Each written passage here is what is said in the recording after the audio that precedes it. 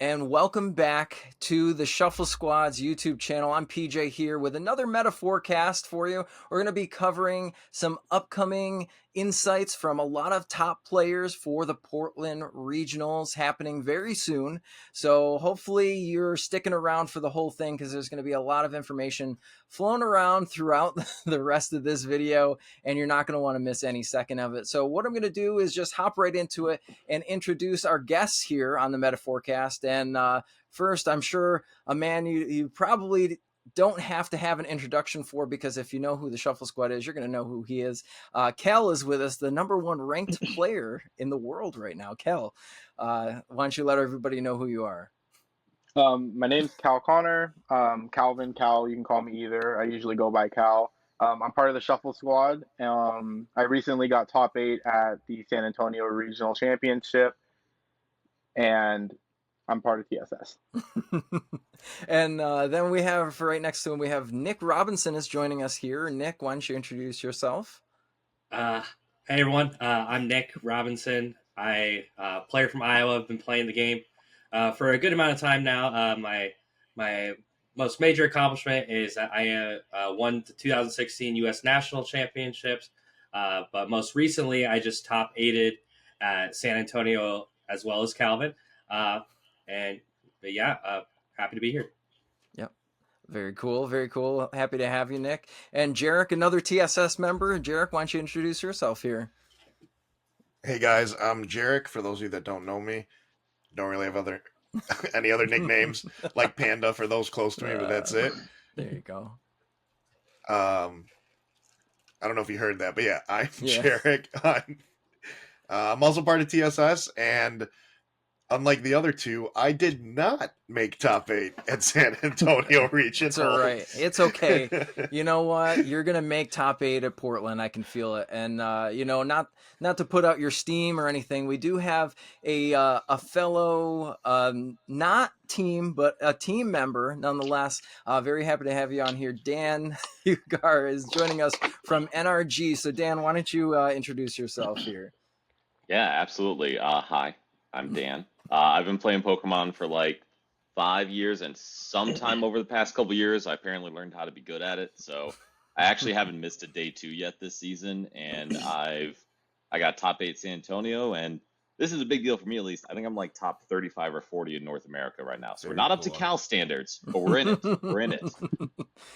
We're always striving to beat Cal out of the first place slot here in the world. But enough of the intros. We're going to get right into the Pokemon trading card game. That's what you came here to watch this video for, and that's what we're going to talk about. Because if you are attending the next regionals, or maybe not even this regionals, preparing for the North Carolina regionals after Portland, all of this information is going to be pertaining because it is the same format. So the first question I'm going to ask, and then we'll go round table and see if you agree or disagree with that answer that was given here, and we'll kind of keep doing that till we get to the end, and that's how this video is going to work. So we'll start off with you, Cal. We're going to go on this question because I know that you and I both love this deck so much, but should we be afraid of Stall going into Portland regionals?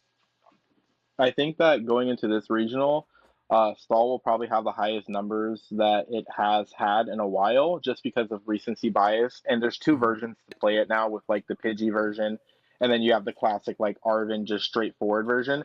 I think that Stall shouldn't always be your like top priority to beat, but you should at least have some kind of strategy in your deck to beat it, whether that's like Spiritomb or a Toro or some way to at least not just be like, well, if I play against Stall, I'm going to concede. Right. Exactly. Now, you and I have kind of like gone back and forth on just like the straight Snorlax build. Have you played any of Hale Overnill's? I can never pronounce his last name, so I apologize, Hale, if you're watching this. But have you tried Hale's Pidgeot EX version of the deck at all?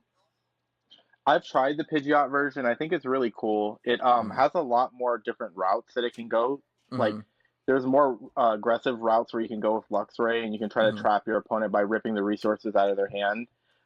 It's a little bit more fragile in the early game, in my experience, because the Pidgey sometimes can be picked apart by decks in the early game, and then it really limits like your draw. I think Hill ended up having 2 Snorlax in there, so like a lot of the time, like you can be more susceptible to prizing, or have like a more fragile early game, but it has a more strong late game, I think, in my opinion. Okay. But I personally like the Arven, just the straight Arven version where there's nothing else really going on in the deck, where it's just Snorlax. I like that one personally better because I Mhm. think like the big thing about Snorlax is that your deck is super consistent. You pretty much always have your game plan because you're gonna start a Snorlax, you're gonna bench Rotom, and you're just going to draw, and you're going to eventually set up and do what you want.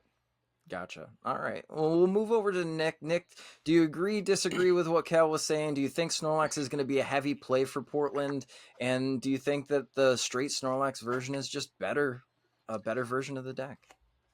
Yeah, I definitely think you should be afraid of Saul going into it. I don't have as much experience playing the deck as Cal, but I've played it a fair amount in my testing. I actually really do like playing the Pidgeot build. I don't know if it's necessarily the better build, but it is pretty fun. And I agree with Cal. You kind of get to do more intricate game plans, more aggressive lines. Like I think certain decks they can make their game plan based around like, oh, I'm just going to get my switch cards in my hand, search my switch cards out, and then the regular version can't deal anything with that. Mm-hmm. Pidgeot version, straps up something, attacks with Luxray, and now it's like, oh, now my game plan's like out the window. Right. So I like that version a little more just for that, but definitely be afraid of stall. I've talked with the players that have been around the game for a while know that the West Coast loves their stall. I was talking about with some of my West Coast friends recently while I was at San Antonio about this, and they're like, "Yeah, man. I mean, stall type decks have always been very popular in West Coast, and the local West Coast players really like to play it. Obviously, the game's a lot different now. The regionals get so big because it's not just locals going to them, but I do still think that stall has proven to be a deck that, despite having like a low percentage of players, tends to have a very high conversion rate. You still see plenty of stalls in day two, despite not many players playing it in day one, like in terms of numbers. Right. Exactly. And now, Jerrick, what do you think about stall? I know that in the hotel room post San Antonio, we're playing around with a little bit of Snorlax. So what are your thoughts on stall here? Yeah, so my thoughts, especially after San Antonio, it's like going into it, I was like, I don't really need a game plan for it. Like, if I see it, I see it. I was one of those. But I think going into Portland, it definitely will see the most play that it's seen up until now, at least. So you should definitely have a solid game plan and like tech into it. I can't just go into this event kind of like how I went into the rest. Like, if I see it, I see it. I feel like both versions will be there. Both versions, I wouldn't be surprised if they took up like 6 to 8% of the meta share. I am willing to say that high. That's so fair. Seeing like 1 to 2 on day 2, I don't think you should be like surprised if you see it. But that being said, there are like easy text that can be added, like a Turo in Zard. If you play a Minior plus a Turo, it's like almost hard to ever lose. So there are ways, but yeah, you should definitely be scared of it now. Gotcha. And somebody who played quite a few outs to Snorlax stall, Dan, tell me, are you afraid? Are you afraid of Snorlax still going into this event, or do you think that too many people are going to have too many techs because it is going to be a heavier meta play? I'm gonna kind of go the opposite side of everyone, and I'm gonna say no, but only in that I don't know if there's gonna be enough of it to call it this big like Leviathan or Albatross where like you really have to account for it, because decks that can tech for it. Let me say this better. I don't know if there's a lot of decks that have a 50-50 matchup where tech is really going to swing it. Like like Lost Tina. Tina's going to beat it unless either you low roll or just make terrible decisions in general. Stuff like Guardy with the Turo, it can definitely swing it. So maybe that's a matchup or a deck where it's worth keeping. But something like, Nick, I'm not sure how your Miraidon felt into stall, but like there are some decks where just an extra switch card or an extra supporter really isn't going to make it from a 80-20 to like a 60-40. So it's another deck that kind of like Jerrick's saying is 6 to 8% of the meta. If you don't feel comfortable losing to that 6 to 8% of the meta, maybe play something that can handle it, or say it's just another deck that I'm going to take a rough matchup into and just know that I'll take an L if I see it, but I'll beat all the other stuff that's a higher meta percentage. Right. Absolutely, and I would agree with that, and I think that there are some techs that you could maybe add in to possibly boost your consistency, like Guardy as for instance. I think maybe putting the Pal Pad back, because I've seen a lot of people take the Pal Pad out.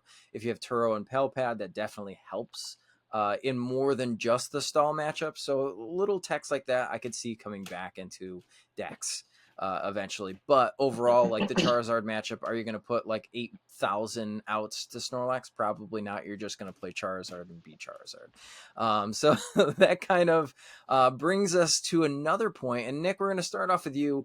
Do we think that Guardy is good again? I know you as a Miraidon main, you really didn't like to see Guardy before Iron Hands was a thing. So what do you think after all the Charizard hype, since Guardy's a decent deck into Charizard? Do you think that Guardy is going to be good for this regionals? I think I think Guardy definitely could be. I think Guardy just it struggles with just like weird decks sometimes. It's like a lot of people that have like play Guardy consistently have kind of come. I feel like I've come to a conclusion that it's really good when it works in specific matchups. You know, it's the type of deck where you're the one responding to what your opponent does and saying, you know, you're playing catch up like every game, pretty much no matter what. Yeah. So Guardy's always going to be good. It's inherently strong. Attacking with a high HP 2 prizer is just good. And high HP 1 prizer, my apologies. It's just good. But it's just when you like fumble a little bit and you're already playing from behind, it just feels bad. Yeah. I've noticed recently I'm in the middle of the Iowa League Cup marathon as this is being recorded. A lot of really good players are out here. And we've been seeing some meta shifts. We saw a lot of Guardy at the beginning, and now we're seeing like, you know, of our 50 players or so today, we only had like 2 people playing Gardevoir. Wow. So it's like, okay, I think maybe that's partially because of best of 1 Swiss. So that's true too. That makes things different.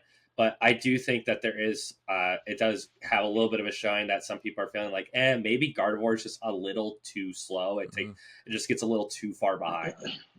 Gotcha. All right. And Jerrick, what do you think? Do you think Guardy's too slow for this meta now? Or is it just still a solid play into the big decks? Yeah, I think Guardy's definitely still just solid into the big decks. I think it lost popularity, not like because it was bad. I just think people just stopped playing it for whatever reason, at least for San Antonio. Yep. So the deck's like always been good. Like nothing really changed. Even if the format was like to speed up, say like Miraidon sped up a little bit because Iron Hands, like Guardy's like fine. If other decks are going ahead, taking prizes, all right, take 1, take 2, take 3. Now they're like, cool. Countercatcher, Iono, reversal, KO. Oh, you got out of it? Countercatcher, reversal, KO again. Can you get out of it a third time? Oh, even if you do, you're still at 1 prize, and I still have this 1 turn now to close the game. So it's like, even in the slow format, I think Guardy's still it's just very strong. It's got a lot of options you can play with it. As we've seen, like Screamtail, some people went Screamtail Cape. Some people went Zacian Screamtail no Cape. Some people went Vacuum, no Vacuum.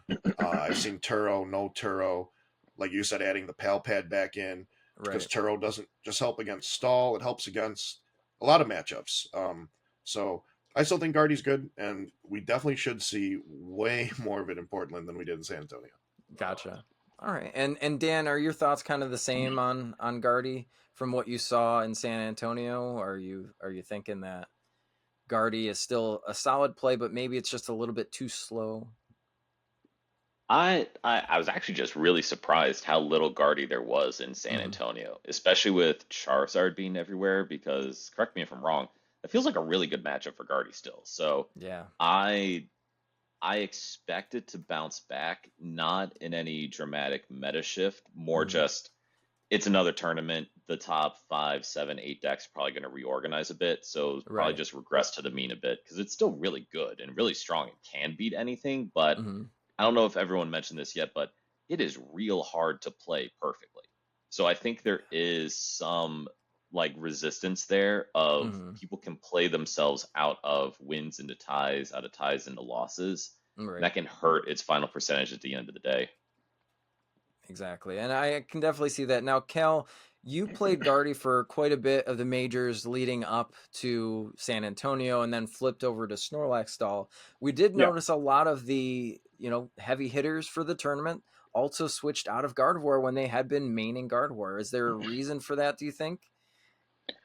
I think that Gardevoir is a fine deck. I think that it's solid. It obviously takes like strong matchups into like a lot of the top decks into the meta. The only issue with Guardy is that the time issues is one of the main problems for me. I Mm-hmm. found myself tying a lot of games at LEIC with Guardy, which really kind of turned me off from the deck. I played it again to Brisbane because I just believed that I was going to be able to outplay people with the deck and just be able to play it into a generic field and just be able to do well with it.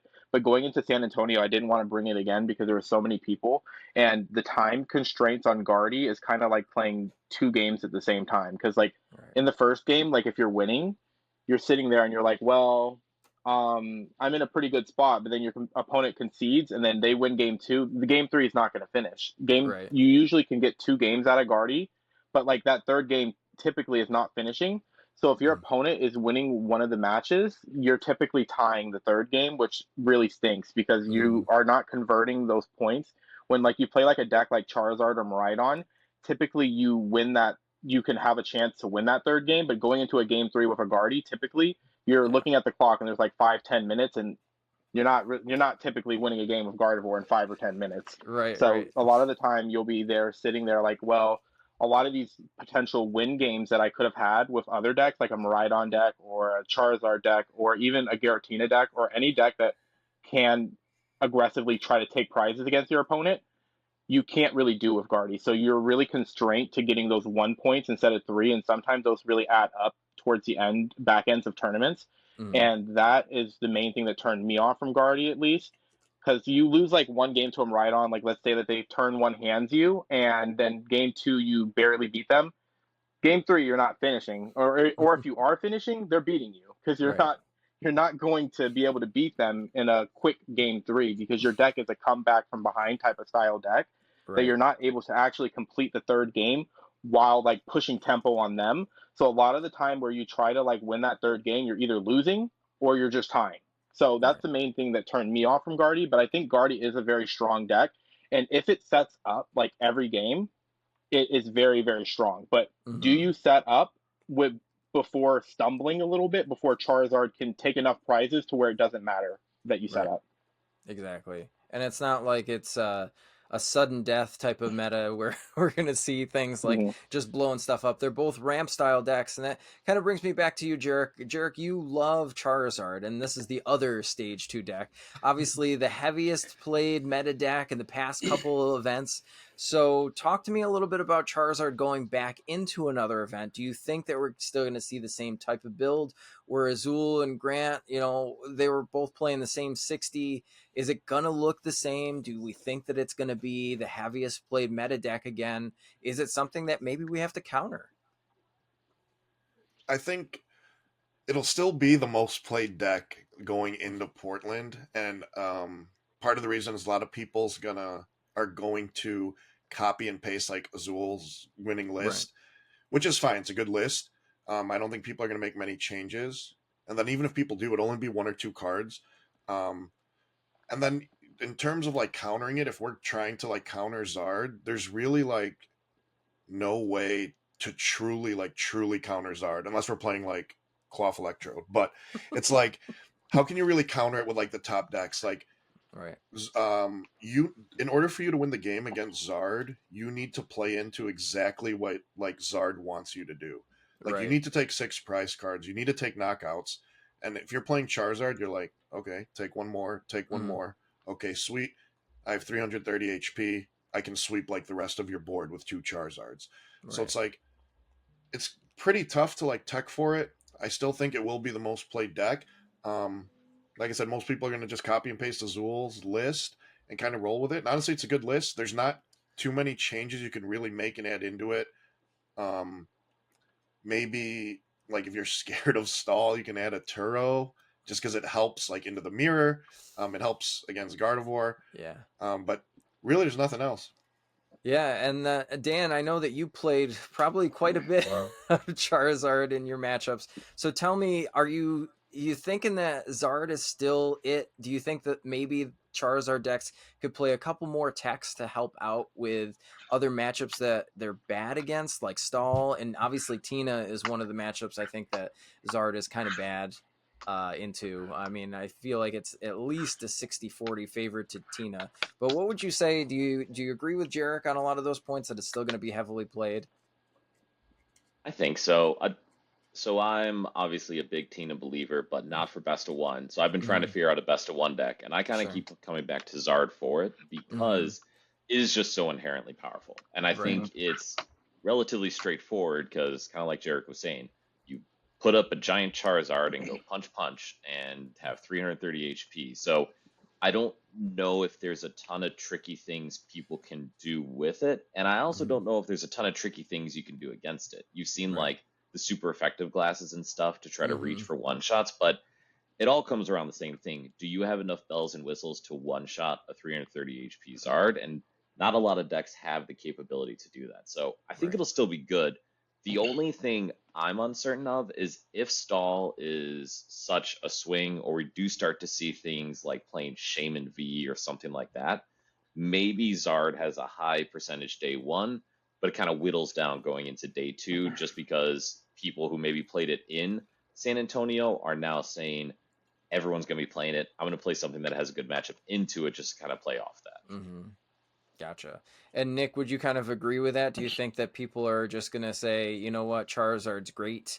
Or maybe even, Miraidon's great, but I take a terrible Charizard matchup. Do you think people are going to tech for it a little bit more? Yeah, I still think Charizard's a really great deck. It's one of those deck it's like a low barrier to entry, right? New Mm-hmm. players can pick up the deck and do well with it because you do a lot of basic actions. Rare candy Charizard swing, but then it also has a very high skill ceiling. Obviously, players like Azul and Grant Manley, like they top eight San Antonio with Charizard because they're really good. And when you have the ability to search out any card in your deck, the choices are unlimited. Mm-hmm. So being able to choose that exact right card in a given scenario makes it so it's a very high skill ceiling deck as well. Um, Mm-hmm.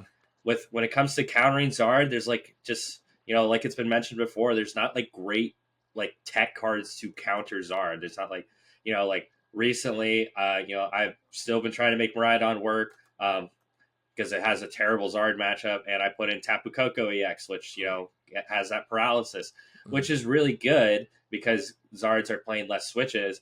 But I've noticed that even with the Tapu Koko EX, like the Zard matchup is still bad. Like Yeah. it's like you can play like these tech cards and they can help, but when you're being able to search out any card and just being able to have so consistently have Mm-hmm. turn two rare candy Pidgeot, rare candy Zard swing. Right. It's hard to counter. You can have these niche like Tropius super effective glasses. You could Mm-hmm. play Cloth Electrode to try Right. and like have good matchups into those, but then you're not actively like setting yourself up to be successful against the rest of the meta. Exactly. And Cal, would you kind of agree with that if that you're playing a counter deck to that it just isn't good into anything else? If you're directly countering Charizard, are you going to have any other good matchups?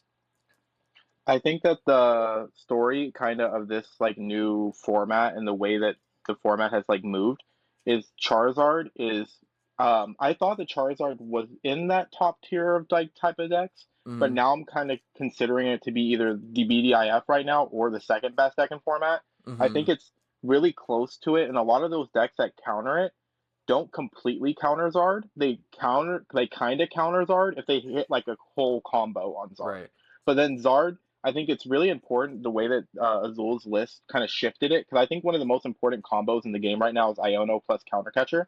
So Right. I think that in Zard kind of pushed the needle to it being a lot better than I expected it to be. Because being able to like essentially boss and reset your opponent's hand is just so powerful. Mm-hmm. And that comboed with like a 330 HP Pokemon that is Right. swinging for so much damage is kind of insane. And then like on top of that, you have like a high ceiling. Like I think Zard has a high ceiling for like how the deck could be played. Like you Hmm. see plays that are really cool that Azul did in the final, like in the top four against Grant, where he like I think lost vacuumed away his vitality Right. vitality and then put the other tool on it, to justify glove, to be Hmm. able to pull off the knockout. Where there's a lot of plays that where if you're searching your deck for the exact cards you want when you want them with the Hmm. Pidgey, you can kind of line up these plays to completely shift the game, and Hmm. it seems very skillful. I think there's a low bar for entry with Charizard. I agree with that. Like to play Charizard decently is probably not very hard, but to play it like at a maximum capacity is very difficult. And I think that the deck is, if you play it that type of way, it's really hard to beat even for the counter decks. Oh yeah, and I mean, there's so many outs in there. You know, you have 5 path outs between the 2 vacuums and the 3 stadiums. Mhm. You've got 5 gusts with the 3 boss and the 2 counter catcher. It's just there's so much in there. Even if you get Ionoed, your chances are you're getting Ionoed into something that's going to help you. And Mhm. I think that that's really where that build has set the bar for a lot of the other Charizard decks that we saw beforehand. And I would agree with you that it's probably up there as a BDIF currently. Um, so talking about that, I'm gonna kind of skip over the Mew question because nobody really cares about Mew anymore. But we'll get back to that in a second here. I really wanted to get over Dan. I have to ask you about this because I was maining this deck at the beginning of the season.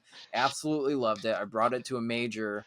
Hated it the whole time I was there, but it is one of those decks. So we're going to talk about Tina. Is Tina a real thing? Lost Tina has been a deck for some time. And everybody talks about it going into a format. Then they try it, they hate it, and full circle. We've seen the memes online.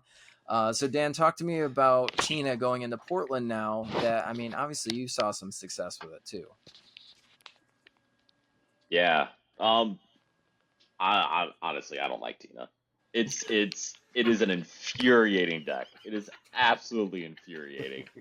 I get so angry. I say a lot of non-professional words every time I play it. And like that being said, it's extremely good. It just doesn't feel good while you're playing it. Because for all these Mm-hmm. decks like Charizard, you go boom, Candy Pidgeot, Candy Charizard. I'm playing the game. Look at this awesome Pokemon. Like Miraidon, Right. I just got Iron Hands for 2 prizes. I feel great right now. I even if I chorus, I'm like, do I Abyss Seeking or do I pass with Comfy in the active? And it feels terrible, but Mm-hmm. the reason I like it so much is, as much as I would love to say it's 60-40 in Zard, it's not really that good anymore, Mm-hmm. unfortunately. But you are rarely, if ever, out of a game. Like, I don't think there's a single deck except maybe Sable Zard where I sit down and look across the board and say, like, I am in trouble. It's all, okay, I can win this. I just have to draw well enough and play perfectly enough that I can set myself up for the win at the end of the game. Because it doesn't matter if they win for the first 4 turns. What matters is, do I take my 6 prizes first? And you Right. can really do that more often than not. But and this is the part that I feel really weird saying this, but I think the reason Tina can be good is if you play perfectly when things look horrible, because appearances can be very deceiving up until the end. So it's a real deck. I actually think it's a much better deck than anyone gives it credit for, but it's really, really hard to be successful consistently with it because even just the mental load of dealing with the fact that it feels terrible for like 4 turns every game. Right. Yeah, and I would agree. And I've played the deck. I love the deck. I think that it is good. I think that there is definitely you definitely paved the way with a lot of cards that I saw, and not only your list but also Grant's list. And how there's more of the I think I heard you call it on a different podcast, the play the game cards. And Yes. honestly, that's where I think that Tina needs a little bit more consistency on that level. So we're gonna hop over. Cal, what are your thoughts after what Dan brought to light about the deck? Obviously, placing in top 5 and getting your, for lack of a better word, ass handed to you when you were playing Snorlax against Tina. What do you think about Tina in this meta now, going into the next regional? I think Tina is a pretty good deck. It's like the only deck really in format that you can say like consistently takes like almost a good matchup or positive into every single deck, other than maybe Radiant Charizard, Yeah. Lost Box. I think Right. that is maybe its only bad matchup. Maybe Lugia, but Lugia is kind of an outlier. There's not much Lugia running around anymore. I think that Mm-hmm. Giratina Lost Box is probably one of the most powerful decks in the format. It's just like whenever I play Giratina, I feel like I get a lot of hands that I can't really do much with for like the first few turns, and then like I'm kind of struggling to stay alive in the game. But when the deck functions, I think that it's on par with the best decks in the format. Like I think it, and it has like Mm-hmm. those Path of the Peaks that can like slow down your opponent in the early game, where it can try to help itself from like stumbling early. But the only issue with that I Mm-hmm. have with Tina is sometimes you stumble too much and you're not able to come back. But Right. I love decks like my favorite decks in this format have Countercatcher plus Iono or plus Disruption with the Right. Roxanne. A lot of my favorite decks right now have that like kind of combo because I really like that. And I think it's like one of my favorite like things to do in this format. So I think that Tina's like for Yeah. sure one of like the top decks right now. It's just can you get it to function? And also I think that Tina players deserve a little bit more credit because I think that the deck is a little bit like relatively hard to like play, and it's not like the Oh yeah. super easy deck to play. Some people like struggle a lot with it, and like sometimes when you play against a Tina opponent, you can kind of tell that like they're making like kind of those like missteps, those wrong decisions, and it comes back to bite them in the Mm-hmm. late game. Like sometimes like the deck only really plays two super rods. Sometimes like lost zoning a super rod, it can be super detrimental to them, and they don't really realize that, and they'll do Mm-hmm. it kind of in the mid game, and then like in the late game they'll realize that they don't have enough like actual attackers to finish or close the game out. So it's just small stuff like Yeah. that all add up. But it's like a lost box deck. All lost box decks are super Mm-hmm. rewarding if you play it well, super punishing if you play them poorly. So I think Tina for sure is like in Right. my like top four decks. My top four decks that I like have, I would always say like put Tina in there because it's got the potential to go the way. Like if someone is drawing well with Tina and playing well with Tina, they 100% have a chance to win the tournament. Right, exactly. And I will say this as somebody who's played both regular Lost Box decks and Tina Lost Box decks, mind you, they have the same engine, but they're played completely differently when you look at it, when you come down to it. So, Nick, I know that you've been out in the field playing against a lot of these players that are either playing something with Comfy in the deck. So, what would you say about Lost Tina? Are you seeing a lot of people gravitating towards that in some of the local tournaments that you're playing now? Yeah. So I'm like kind of I agree that Tina is just one of those decks that just feels like a pile sometimes. You just kind of sit there, you're like, well, I guess I can Abyss Seeking and a pray that they don't hit me for 220 next turn, right?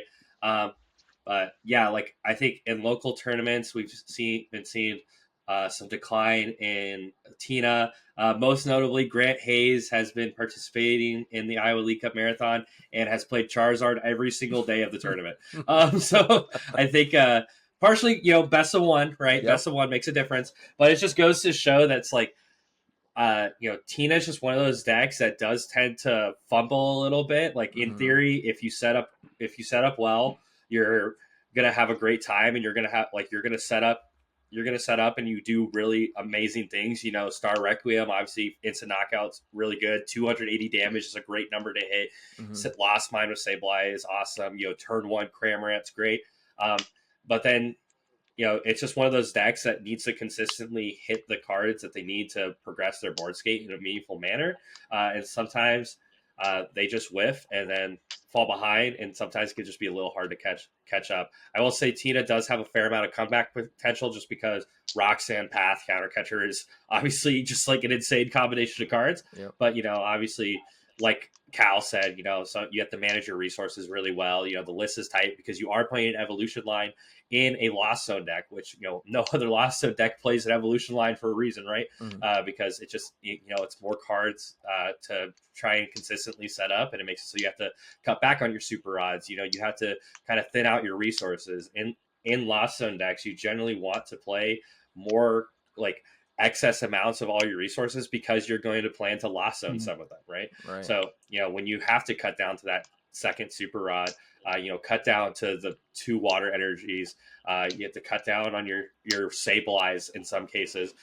You have to manage your resources perfectly, and then Right. even sometimes, even if you do everything right, sometimes you're like, oh well, I need to hit Sableye and Psychic Energy this turn, and you flyer selecting, and you're like, oh, my one flyer selecting was my last Psychic Energy and my Yeah. Sableye. So Yep. what do you do?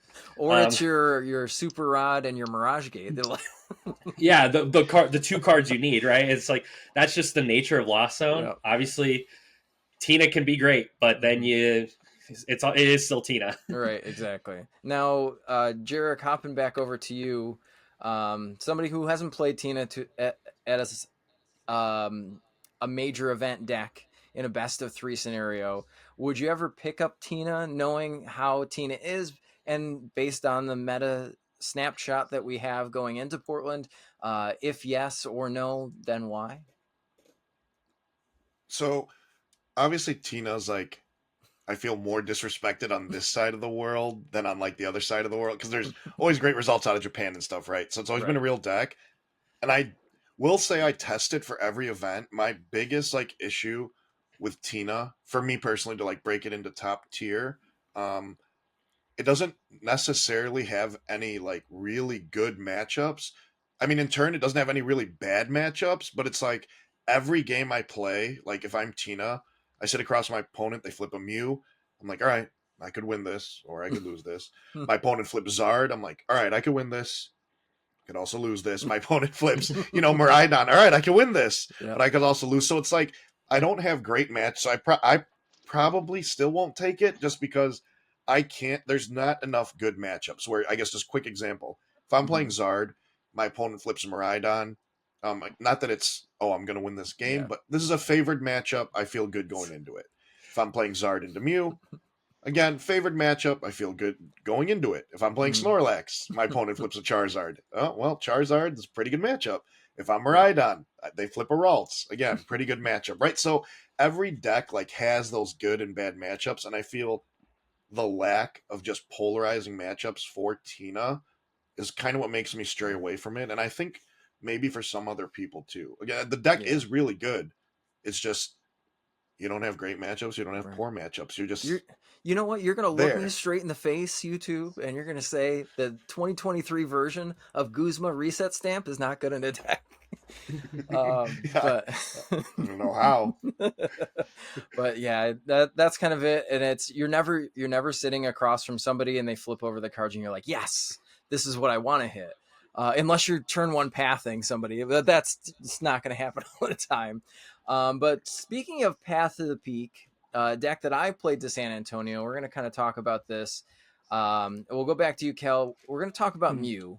With all the Spiritomb, especially you who put Spiritomb in your deck that directly counter Mew, do we think that there's enough Spiritomb out there in the meta based off of San Antonio, and there's enough Charizard that Mew will disappear? I think that Mew won't fully disappear. I think that there will be enough decks that don't play Spiritomb for those few Mew lists to always make it through. I think there'll be always in every tournament there'll be a few Mew lists that just inherently make it through because they don't hit the like wrong matchups. They don't hit the Spiritomb. They don't hit those like Charizard matchups necessarily. They hit the matchups that they want to hit and they just do well. I think every tournament has a few Mews that make it through. I think that it's looking bad for Mew for this specific event because I think that Spiritomb is a very, very good card against control, and a lot of decks that play Spiritomb or would consider putting in Spiritomb would be like, hey, I get to stop control from drawing with Rotom, I get to stop Charizard from drawing with Rotom, I get to stop Lumineon, and I get to stop Mew from just playing the game entirely. That sounds pretty appealing to me. Like Spiritomb stocks, I think are like at an all-time high right now. I think that the card is inherently just very good into a lot of the decks. Like if you like look at like the top decks and like the meta, you're like shaking out. It's like, well, this is good against control, this is good against Mew, this is good against Charizard, and it's good against any deck that just plays Lumineon. I think it's like worth it to put in. Like I even think it's really worth it to play in Miraidon right now, which typically should be a good matchup for Mew, but if they have Spiritomb, I think the matchup just flips 180. So I think that like it's an all-time low time to play Mew, but it doesn't mean that Mew's a bad play because I think Mew, like there will inherently be a few Mew that just make it through because inherently enough people won't respect the Spiritomb or respect Mew enough. But I wouldn't personally play Mew to this next tournament. Gotcha. And Nick, would you agree or disagree with playing Mew to this next tournament? Is it a little too scary right now, do you think, to play Mew? Yeah, I'm definitely with Cal there. That I think Spiritomb stocks are up. I think I was a little bit ahead of the curve on that by playing Spiritomb and Miraidon. Like there's just a lot of good uses for Spiritomb in the meta right now. It helps a lot of different matchups. But with that being said, I think Mew is still a strong deck. It's going to hit the right matchup sometimes. It's still just going to do judge path and then hit for it with a big thing. Mhm. It's still a good deck. I had the chance to talk to Vance Kelly yesterday about this a little bit, just because I was, resident Mew player. He still thinks Mew is very good. He even thinks DTE Mew is favored into Charizard, just because you generally only have to get through one Zard with Judge and Path. Obviously, they set up the second Zard, then it's rough, but Right. you can generally get through one. Fusion Mew is still like it's okay. It's not as good into Zard, but it's good. It's good into some other matchups. Like it's a little bit better into like decks like Miraidon, Chien-Pao, just like more of your like your big beat stick type decks that just play like two prizers. It just trades more favorably into those. But yeah, I don't think I would feel comfortable playing Mew going into an event knowing that Zard is going to be one of the top played decks, and that I'm probably going to play at least like 2, maybe 3 in day 1, and possibly even more in day 2. Yeah, it's not going to be gone, but it's not something that I would personally play. Gotcha. And honestly, we did hear whispers in doing testing that there were going to be Spiritombs and Miraidon. And me personally, I was on for weeks ahead of the tournament. I'm going to play DTE Mew. It seems fine in the meta. That's what I'm going to play. And somebody said, the Miraidon players are playing Spiritomb, right? And I said, well, let's scrap this and let's put Fusion energies back in the deck and let's just go from there. And that's why I play Fusion. But Jerrick, what do you think? Do you think DTE is in a better spot than Fusion Mew, or what are your thoughts? I know Dre. Shout out to my dog Dre, who loves Fusion Mew. But as far as Fusion Mew goes, do you think that it's in a better spot than DTE? I don't think so, actually. I think DTE is the better play. I think if you're playing like Fusion, I know like people are like, we'll tech this, we'll play this 2-path. Like, it kind of doesn't really matter what you do with Fusion. You're just like, you're losing to Zard. Like, you could play 60 tech cards. You're losing to Zard if you're playing Mew. Fusion, specifically. Yes. With double turbo, like, you can stick them with a judge path. Yep. And, it might stick. And you can kind of just win the game from there. If there was a game on stream, I forget who, I believe it was Grant Manley, Christian Labella, round 15, and like Labella kind of just missed a few cards. Like it's just, it's variance. It happens in draws, but because of just the power of Judge Path, he almost beat Zard, and I think that's the only way you do beat it. So if I'm playing Mew, I definitely have to play double turbo. I know Spiritomb's a thing. So personally, I just wouldn't play Mew at all. But there are going to be players that are just going to keep playing Mew. They don't want to play anything else. They don't want to pick anything else up. Yep. So if I'm one of those players going to this event, I have to be aware I just lose to Spiritomb, but I have to play double turbo. Otherwise, then I lose to the most popular deck in the room. So at that point, it's like, if you're playing Mew, then pick your poison. You want to lose to the best deck, arguably the best deck in format, or do you want to make sure you don't lose to the people that probably will tech Spiritomb? Right. So play double turbo, but personally, just don't play Mew at all. And now, my opinion. Yeah, I was going to say, so Dan, I wanted to ask you this question and bridge off of that. I think that the way that DTE Mew could potentially counter Spiritombs is putting more Gust in the deck. And I know that we've kind of had a little bit of messaging back and forth about putting more Gust in Tina. Do you think that maybe that's the wave that might be what saves Mew overall? I know there's so many techs. I just put a video up on the channel, 3 different ways to play Mew. So do you think that there's some techs that maybe we haven't seen going into these Mew decks that can help it along?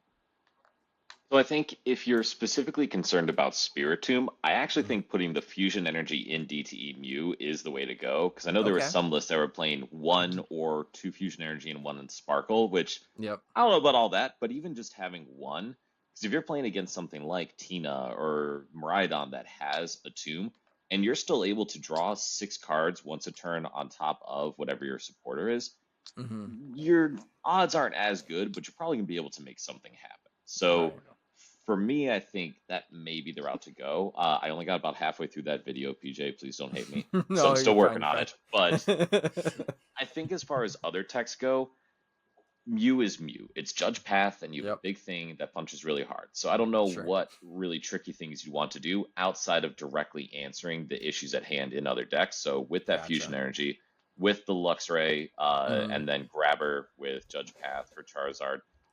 I think otherwise, Mew is Mew. If you love it, play it.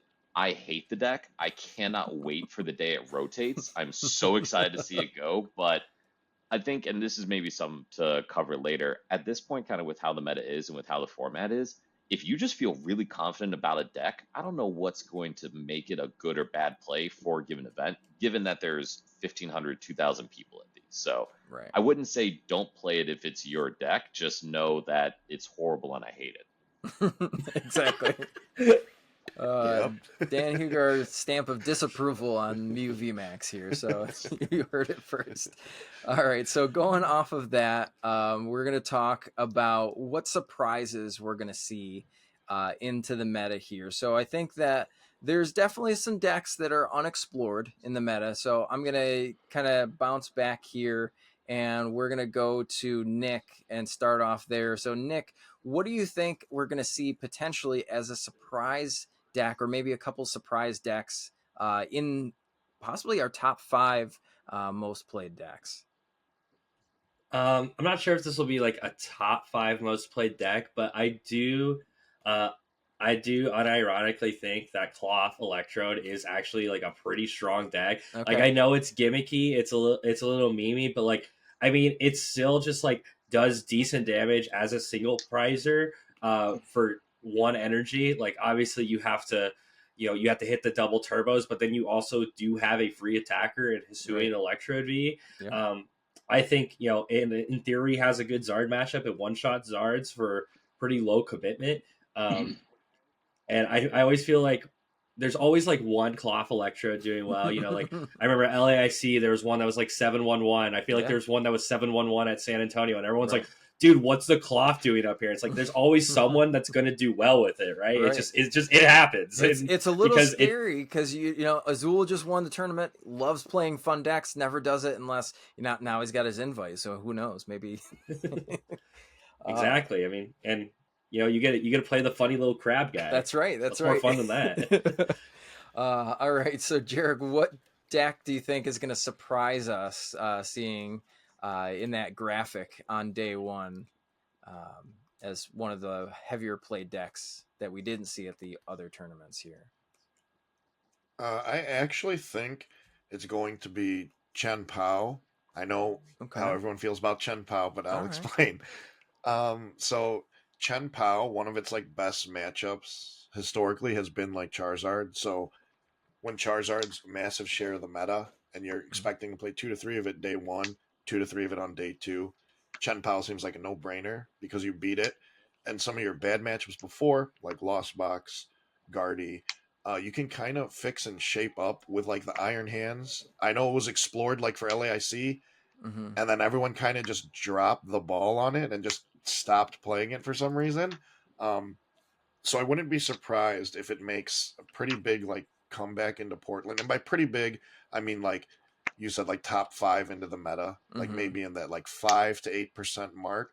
But I think if we see some of them like doing well, some of them at the top tables, some of them in the day 2, I don't think we should be surprised by it. But that is my choice for like kind of the surprise thing that's out of the meta here. Okay.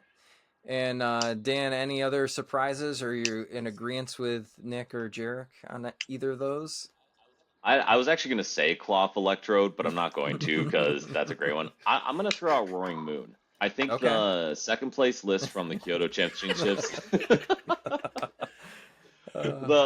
for Moon, the Roaring Moon list that had the 1/1 Darkrai V-Star, the Cross Seavers, all of that to me seems awesome because Roaring Moon is inherently so strong, and if you're trying to counter it with a big ol' 3 prizer, big ol' 2 prizer, just deletes it.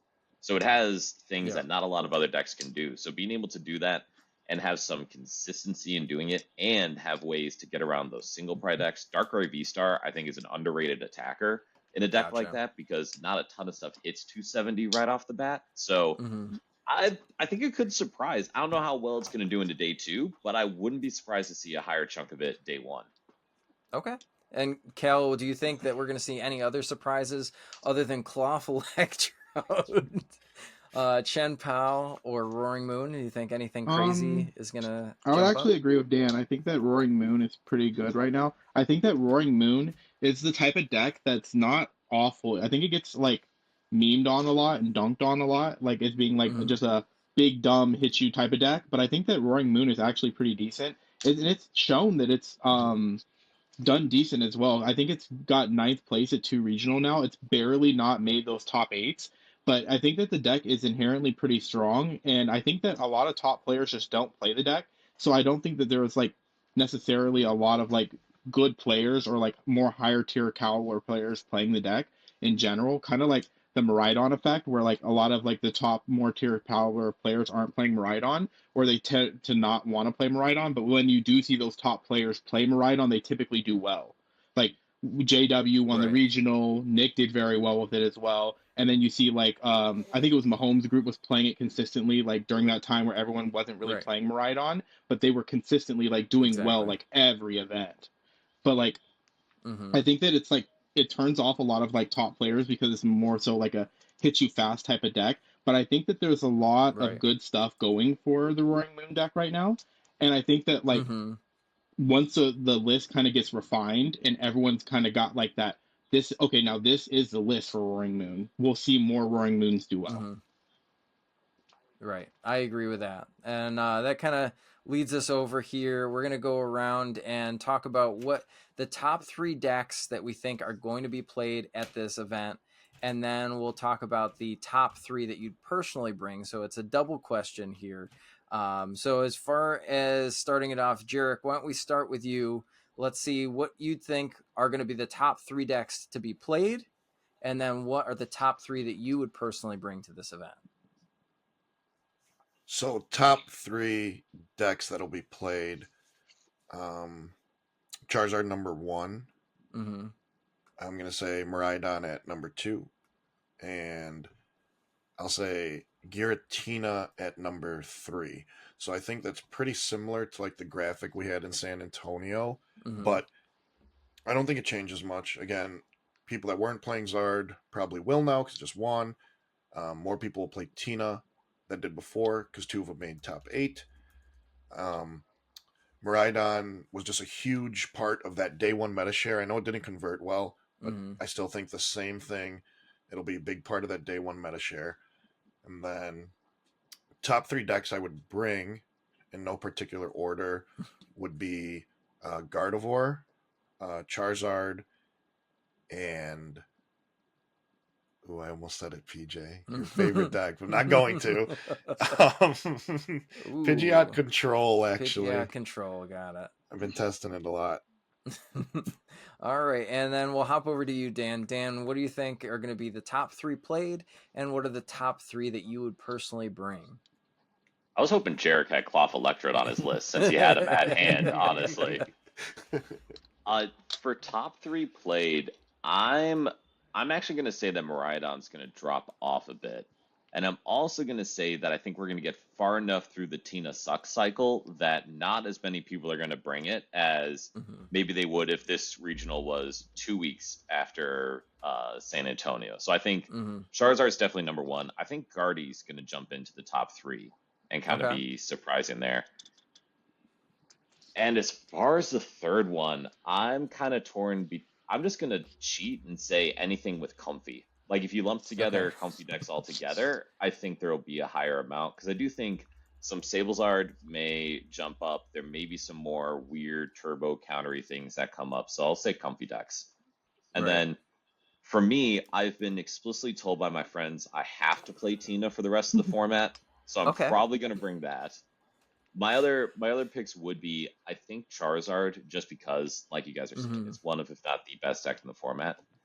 And I would probably bring something like Roaring Moon, like if there's an optimized list, because if anything, if you're going to have to play 15 rounds of it, you're going to have fun for 15 rounds, and you're going to get to like feel like you're playing the game every game. I don't know how many you'll win, but you'll get to play the game every game, which will be good. Right. Those turn 1 donk stocks, they're going up. Feels good. Feels good. Feels good. You abyss seeking, I win game, everything's fine. Yeah, that hurts a bit. Yeah.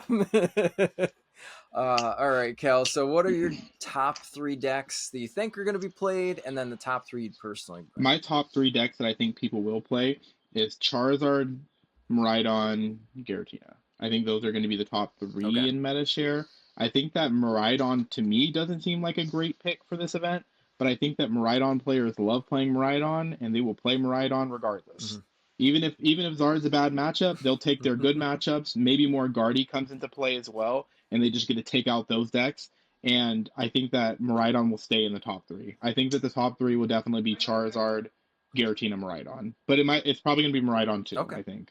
My top 3 decks to bring, Okay. though, I think Snorlax Control is still viable. I think that Charizard is obviously just a safe deck where it's like if you play Charizard to the event, you can probably say I'm going to have a pretty solid run with the deck as long as you're playing it to like a pretty high level. And then my third deck, I would say maybe Gardevoir. I think Gardevoir is pretty strong into the meta, but then you run into that issue where it's like you're fighting against yourself, kind of. Right. Okay. Those are definitely viable. All right, Nick. So now that you're back with us here, it's a double question. So top 3 decks you think will be played at Portland, Oregon, and then the top 3 decks you'd personally bring to the event.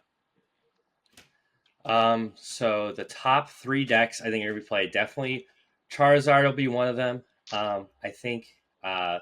I think there will be a fair amount of Miraidon just because it always sees play, and I think some people are excited by seeing me top 8 with like kind of a funky version of it.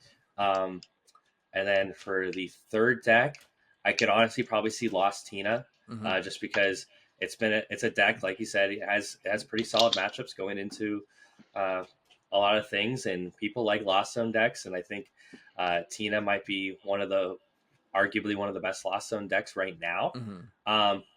My personal top picks are probably Miraidon for comfortability. I really like playing the deck that is just saying you have to respond to me. I'm going to do something really strong, and if you don't have a response, I'm going to win. And then Charizard is definitely up on my top radar just because of how inherently strong it is. It always does well just because of, like we talked about, low barrier to entry, but then a very high skill ceiling. Being able to switch out any card in your deck is incredibly good. And then my third one is probably Snorlax Stall. I really like playing control, and I think it is very strong right now. And obviously, as long as you're not hitting matchups like Tina, like you're going to be doing okay into most matchups. Yep.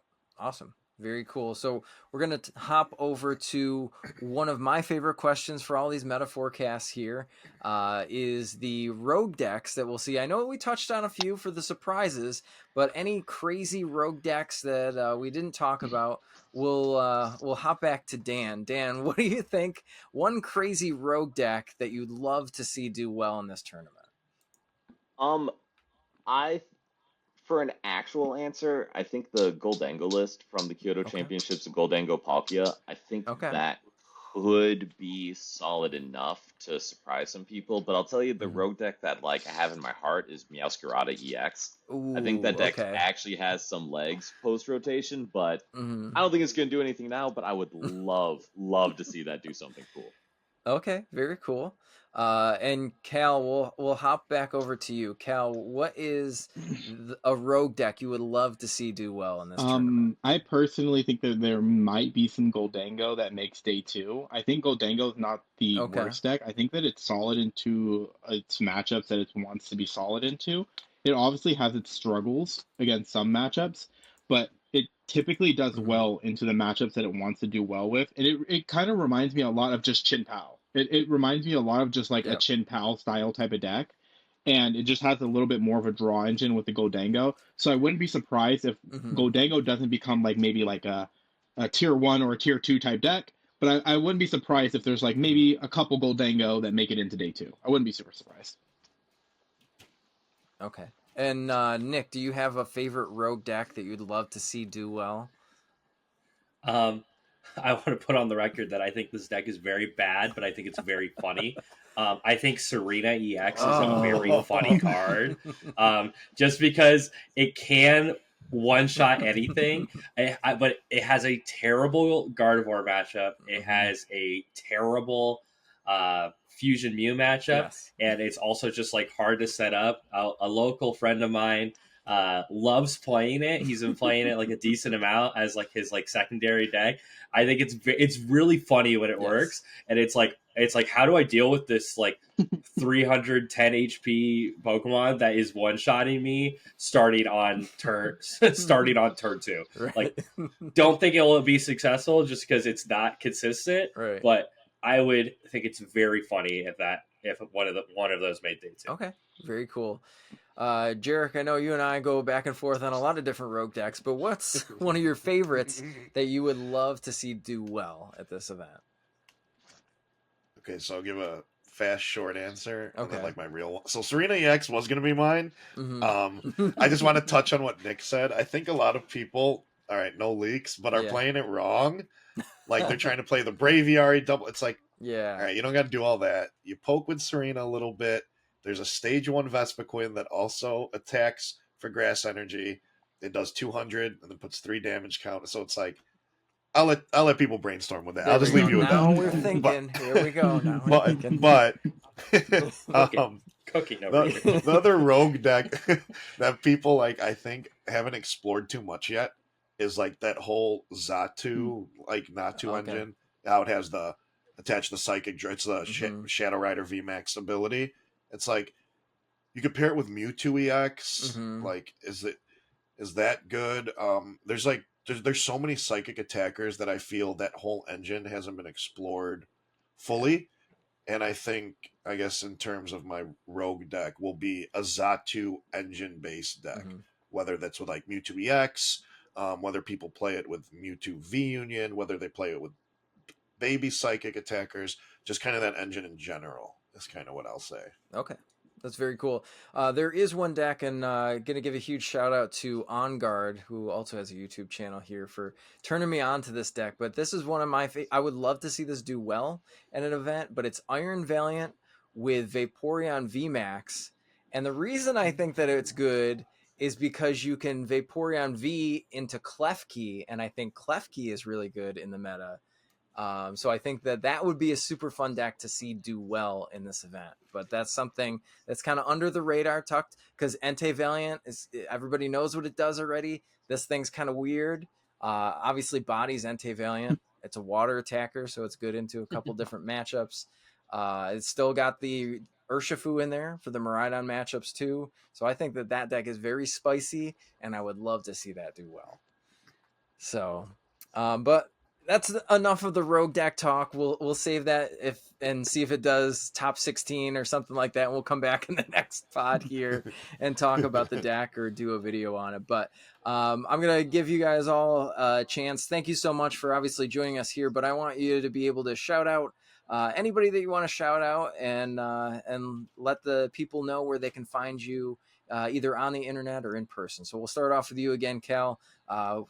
Where can everybody find you? Who do you want to shout out today? I want to shout out my team, the Shuffle Squad, for sure. All of my teammates are the best. Love being on the team. TSS all day. And then you can find me on Twitter at Calvin Connor TCG. I'm also on Metafy at Calvin Connor TCG as well, where I offer coaching as well. And that's mainly it. Okay, cool. And then we'll hop over to you, Nick. Nick, where can everybody find you? Shout outs if you may. Yeah, you can find me on Twitter at Nick C. Robinson. I am also a coach on Metafy. You go to metafy.gg/@Cyclone. It's like cyclone, but with an F. That's also linked on my Twitter profile. So if you're looking for coaching, check it out there. Otherwise, I want to give a massive shout out to the Iowa Pokemon community.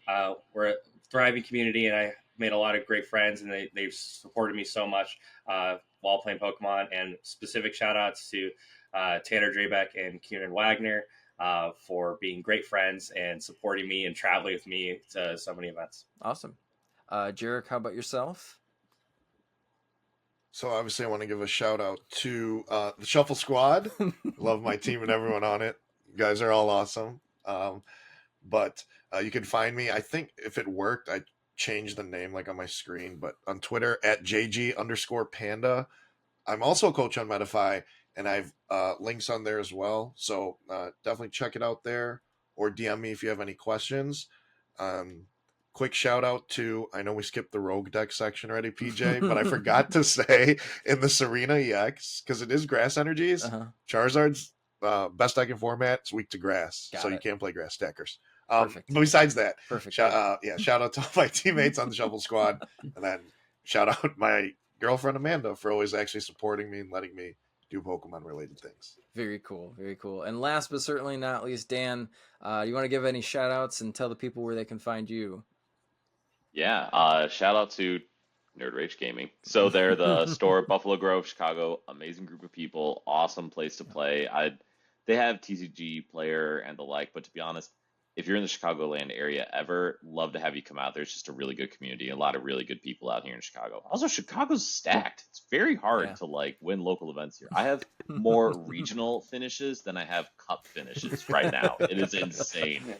Yeah, I know, because all your Chicago friends are over here in Iowa right now. Right, exactly. I'm going to a cup tomorrow. Hopefully it works. But also, shout out to my wife, Kate. She's amazing, and she's one who enables and supports me in doing all this. And then shout out to Dr. Kevin Krieger, Limitless Online Series champion, who's been my testing partner throughout all this. Awesome person. And then to the rest of the Nerd Rage team and just Chicago locals. It's a really, really good community here, Jerrick included.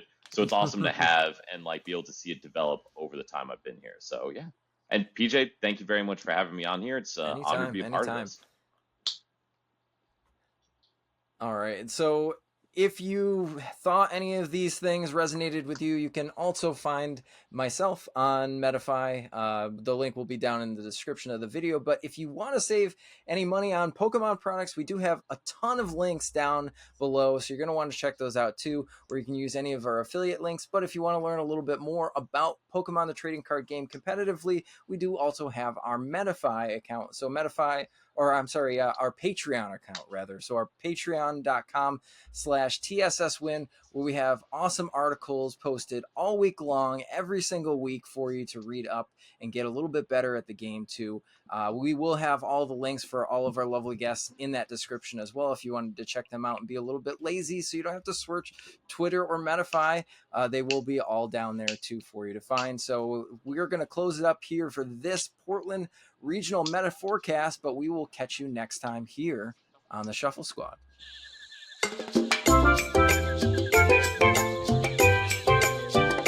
Hey trainers, tired of having too many cards lying around? I know that feeling, and I know what a hassle it is to try and sell those cards. But selling bulk is now easier than ever with TCG Bulk. Find tons of potential buyers in a single place. You just download the app, look for the best buyer near you, and carefully pack your bulk, ship it, and you get paid. It really is that simple. Turn the cards you don't want into the cards you absolutely need for your next deck.